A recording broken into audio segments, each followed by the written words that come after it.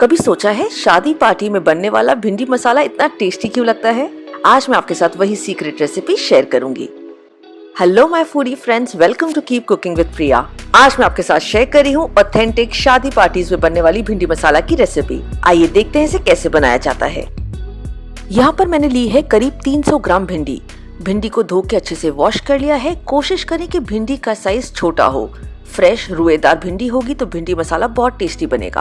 अब एक नाइफ की मदद से भिंडी के एंड्स को हम ट्रिम कर देंगे और इसमें बीच में एक स्लिट लगा देंगे और इसे अंदर से चेक कर लेंगे।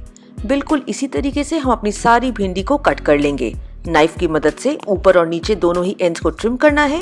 बीच में एक स्लिट लगाना है। भिंडी जुड़ी हुई रहनी चाहिए और बीच में से खोल के इसे चेक कर लें। अगर आपकी भिंडी बड़ी हो तो क्या करें? बिल्कुल यही प्रोसेस को फॉलो करना है और भिंडी को 2 इक्वल पार्ट्स में डिवाइड कर लेना है। इसीलिए कोशिश करें कि भिंडी सेम साइज की और छोटी छोटी हो। तो यहाँ पे हमने सारी भिंडी को बिल्कुल इसी तरीके से कट करके प्रिपेयर कर लिया है। अब यहाँ पर मैंने लिया है एक प्याज को पील कर लिया है और इसे अब हम क्वार्टर्स में कट करेंगे। एक प्याज के 4 भाग कर लें। बिल्कुल इसी तरीके से दूसरा प्याज भी कट कर लें।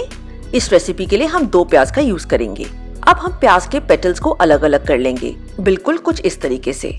सारे पेटल्स को अलग कर लें। भिंडी मसाला में बिल्कुल इस तरीके से हमें प्याज को यूज करना है। तो यहाँ पे प्याज के पेटल्स बिल्कुल रेडी हैं, इन्हें साइड पे रख लें। आइए स्टार्ट करते हैं सब्जी बनाना। यहाँ पे मैंने तेल लिया है। तेल में हम भिंडी और प्याज को डीप फ्राई करेंगे। तेल का टेम्परेचर मीडियम हॉट रखें और भिंडी को कुछ इस तरीके से कढ़ाई में डाल दें। कड़छी में लेके भिंडी डालेंगे तो इसके छींटे भी नहीं आएंगे। तो बस 1 से 2 मिनट के लिए आपने इसे फ्राई करना है। ओवरकुक बिल्कुल नहीं करना है। भिंडी का कलर ध्यान रखें चेंज ना होने पाए। तो भिंडी को निकाल लें। सारी भिंडी को मैंने 2 बैचेस में फ्राई किया है। कढ़ाई को कभी भी ओवरक्राउड ना करें, जितनी भिंडी आ पाए उतनी ही डालें और सिर्फ 1 से 2 मिनट के लिए आपने इसे मीडियम फ्लेम पे फ्राई करना है। भिंडी का कलर आप देख सकते हैं अभी भी बिल्कुल हरा बना हुआ है।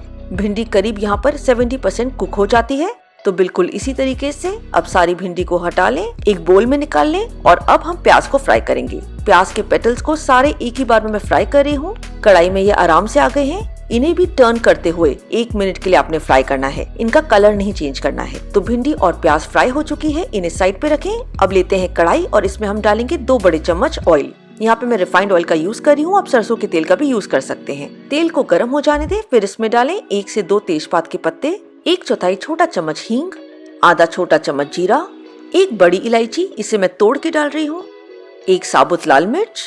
इन्हें अच्छे से सौते करें और अब हम इसमें डालेंगे 1 बड़े प्याज की प्योरी। इसे मैंने मिक्सर ग्राइंडर के जार में अच्छे से ग्राइंड कर लिया है और इसमें यूज कर रही हूँ। प्याज को हमें अच्छे से सौते करना है जब तक कि इसका कलर चेंज नहीं हो जाता। गैस की फ्लेम को लो टू मीडियम पे रखें और जैसे ही प्याज का कलर चेंज हो जाए हम इसमें डालेंगे 1 छोटा चम्मच जिंजर गार्लिक का पेस्ट। इसे भी हमें अच्छे से सौते करना है। आप देख सकते हैं ऑयल रिलीज होने लगा है। अब हम इसमें डालेंगे 1 छोटा टमाटर कद्दूकस करा हुआ और इसी के साथ हम इसमें डालेंगे 1 बड़ा चम्मच रोस्टेड बेसन का। अब इन्हें अच्छे से सौते कर लें। रोस्टेड बेसन से नटी फ्लेवर भी आएगा और आपकी ग्रेवी में पानी भी नहीं छूटेगा। इन्हें अच्छे से सौते करने के बाद अब हम इसमें डालेंगे कुछ मसाले। इसमें मैं डाल रही हूँ 2 छोटे चम्मच धनिया पाउडर, 1 छोटा चम्मच कश्मीरी लाल मिर्च पाउडर, आधा छोटा चम्मच हल्दी पाउडर, आधा छोटा चम्मच अमचूर पाउडर, आधा छोटा चम्मच गरम मसाला पाउडर, 1/4 छोटा चम्मच दालचीनी का पाउडर और स्वाद अनुसार नमक। इसमें डालें थोड़ा सा पानी ताकि मसाले जले नहीं और इन्हें अच्छे से मिक्स कर लें। ध्यान रखें कि ग्रेवी में बेसन है तो ये चिपकने का इसमें डर रहता है, तो इसे लगातार चलाते रहें। गैस की फ्लेम को लो पे रखें और अब हम इसमें डालेंगे 1/4 कप ताज़ा दही।